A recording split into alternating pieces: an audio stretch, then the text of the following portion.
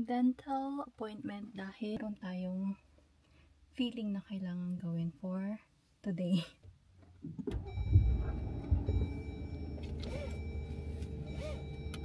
Ito, kararating lang natin sa dental clinic.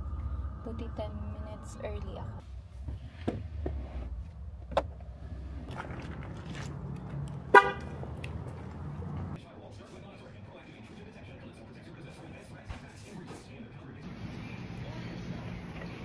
Forgot to ask, are we doing one teeth or two fillings? Two. Yeah. Okay.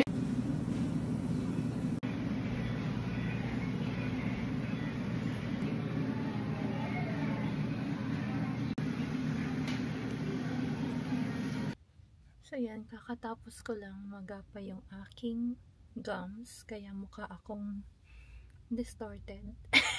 So inabot siya ng $520, which is about to 20,800 pesos. O, diba? Pero okay naman, at least covered ng work ko 80%. So kahit pa paano, very good na yung babayaran ko lang is 20% of 520. Anyway, uwi na ako. Siguro wait lang ako ng 1 hour, then kain na ako ng lunch.